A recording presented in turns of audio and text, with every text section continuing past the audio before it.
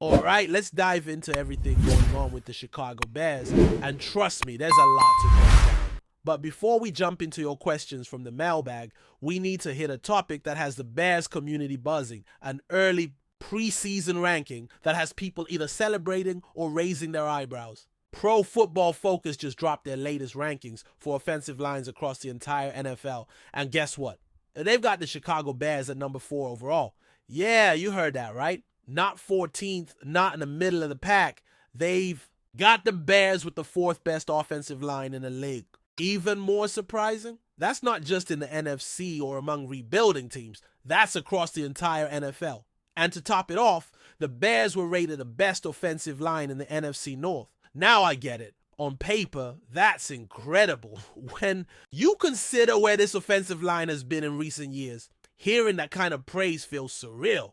I mean, for most Bears fans, offensive line play has been a pain point for what feels like forever. We've gone from makeshift lineups, struggling to protect the quarterback, and failing to open up consistent lanes for the running backs, to suddenly being called one of the best units in the league. It makes you pause for a second. Looking at the rest of the NFC North, it adds some perspective. The Vikings came in at number 7, so pretty solid. Detroit, after the retirement of Frank Ragnow, dropped a bit and landed at 13. Green Bay sitting at 14. So yeah, every team in the division actually ranks in the top half of the league, which says a lot about how much this division values trench play. But the Bears at number 4, that's a bold statement. And it raises some questions. First off, there's still uncertainty at the left tackle position. That's a crucial spot, and we're not exactly locked in there yet. Is Jonah Jackson going to bounce back to Pro Bowl form? Will the new guys gel quickly? That's always the biggest issue with offensive lines. It's not just about individual talent. It's about chemistry. You can't just throw 5 talented guys together and expect magic to happen. Look at the best offensive lines in recent memory. Philly's offensive line has been dominant for years, and that's because they've built cohesion, kept the core together, and made incremental changes along the way. Same thing for Detroit before Ragnow's retirement. They had that stability. You need time and reps to build that level of trust between linemen. Take someone like Mekhi Becton, for example. When he stepped into Philly's right guard spot, he looked great, but part of that is because he was surrounded by anchors like Lane Johnson and Jordan Mailata. You're not asking him to carry the load. You're slotting him into a system that already works. The Bears aren't quite there yet. There's potential, no doubt, but calling them a top 5 unit right now feels a bit premature. If you told me today that the line would finish as a top 10 group, I'd take that in a heartbeat. But number 4, that's something they're going to have to prove on the field. Now, let's talk about this year's draft and potential moves for next year. Someone asked whether the Bears could end up drafting a running back in the upcoming draft. And one name that keeps popping up is Jeremiah Love from Notre Dame. If you've seen any of those way too early mock drafts for 2026, you've probably seen his name linked to the Bears more than once. Why? Well, for starters, the Bears were reportedly very interested in Ashton Jeanty this past year. That tells you they're thinking about the future at that position. Jeremiah Love comes into this college season as arguably the best running back in the country. And not just because of flashy highlights. This guy's got the full package. He's a 3-down back. He can run between the tackles, bounce it outside, catch passes out of the backfield. He's the kind of modern-day back every offense wants of. Of course, there's always a risk when projecting running backs a year or 2 out. Remember Chuba Hubbard? People thought he was a guaranteed first-rounder, and then he had a so-so senior season, dropped in the draft, and now he's carved out. A solid but unspectacular role with Carolina. So yeah, there are no guarantees. But if Love delivers and ends up being the top back in the country and the Bears scoop him up, I'd be all for it.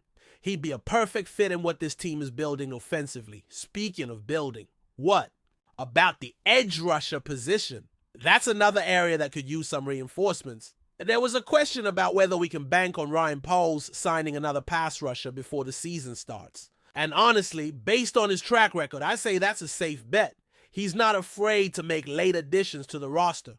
Look back at his first year. He brought in Riley Rife just a couple weeks before the season kicked off to plug a hole at right tackle. It wasn't a perfect solution, but it showed his willingness to be aggressive. Last year, he brought in Yannick Ngakoue right before the season. And technically, he even traded for Darrell Taylor in exchange for a 6th-round pick. So no, I wouldn't be surprised at all if another veteran pass rusher joins the rotation. Maybe it's a guy like Jadeveon Clowney, maybe it's a trade we don't see coming yet. The point is the Bears need depth on the edge. If Gervon Dexter Sr. is going to slide inside on certain downs, you need someone who can reliably come off the edge and get to the quarterback. That's where a name like Zadarius Smith makes sense. Is he a long-term starter? Probably not. But as part of a rotation? Absolutely. Right now, the Bears are looking at Austin Booker, Dominique Robinson, and Daniel Hardy as potential contributors at edge rusher. And while all three have potential, none of them scream locked-in number 3 guy. If one of them becomes your number 4 and you've added a more proven vet to sit behind Montez Sweat, that's a much healthier situation. And let's not forget, pass rush is the engine of a modern defense. If you can't pressure the quarterback consistently, it puts way too much strain on the secondary. Now, someone asked if Caleb Williams might be the kind of quarterback to take. Less money like Tom Brady did over his career.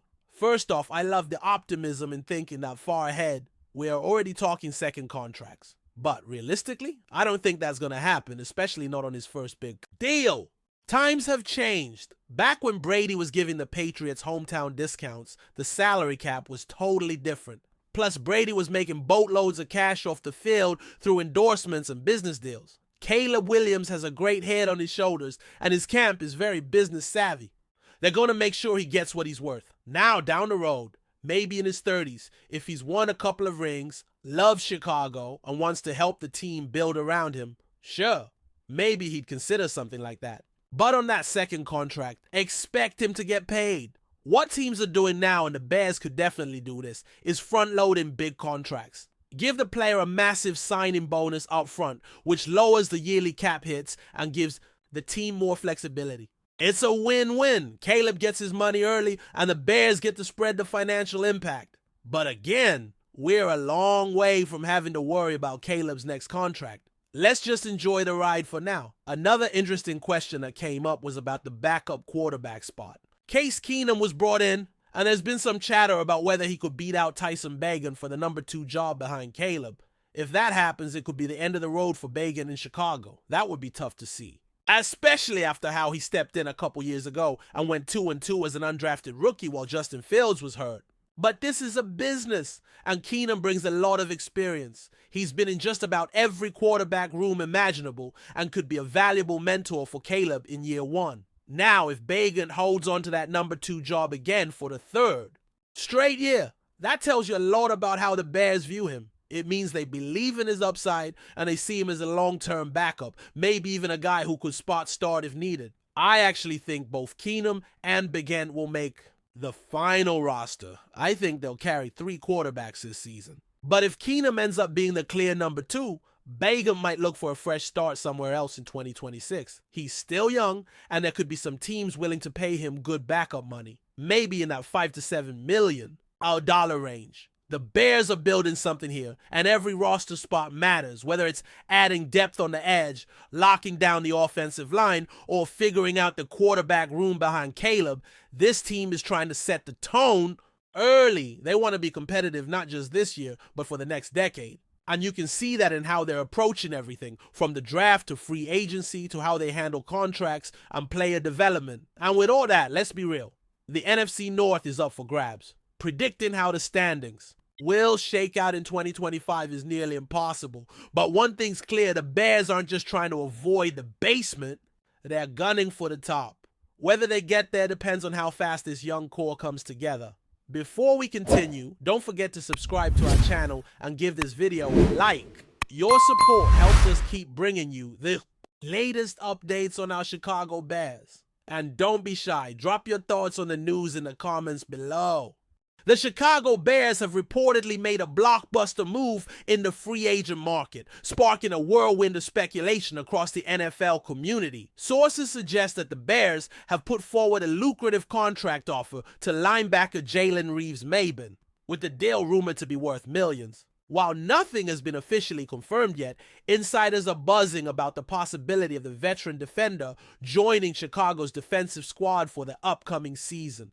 Jaylen Reeves-Maybin, known for his relentless work ethic and solid tackling skills, has been a dependable presence on the field since entering the league. His ability to read offenses and deliver timely stops has earned him respect from teammates and opponents alike. Over the past few seasons, Reeves-Maybin has showcased versatility, often contributing on special teams and filling in key linebacker roles when injury struck. This potential signing could represent a strategic boost for the Bears, who have been actively looking to reinforce their defensive depth. The rumor mill points to the Bears front office aiming to make a statement in free agency, hoping to attract players who can immediately impact their roster. Reeves-Maybin's experience and physical style of play align well with the defensive philosophy that Chicago seems to be embracing under their current coaching regime.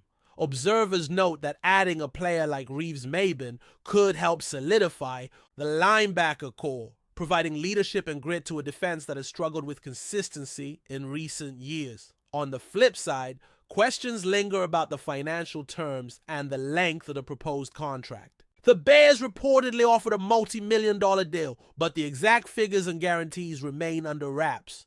Fans and analysts alike are debating whether this investment signals a deeper commitment to rebuilding the defense around proven veterans or simply a short-term move to fill immediate gaps. Reeves-Maybin's decision, whenever it comes, will likely hinge on how he fits into Chicago's long-term plans and his confidence in the team's direction. While the buzz intensifies, the NFL community waits for official confirmation or denial from the Bears and Reeves-Maybin's camp. If the signing goes through, it could mark a pivotal moment in Chicago's offseason strategy, highlighting their ambition to return to competitiveness. For now, the deal remains a tantalizing possibility, a story that could reshape the Bears' defensive outlook and excite fans eager for impactful additions. As the offseason progresses, all eyes will remain on this developing saga, with speculation swirling about whether the Bears have truly landed a key piece in Jaylen Reeves-Maybin. Only time will tell if this rumored million-dollar offer transforms into a signed contract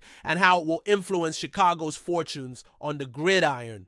That's it for this update. If you enjoyed the video and want to stay updated with exclusive news about our Chicago Bears, be sure to subscribe to our channel and hit that like button. We can't wait to hear your thoughts in the comments. See you in the next video.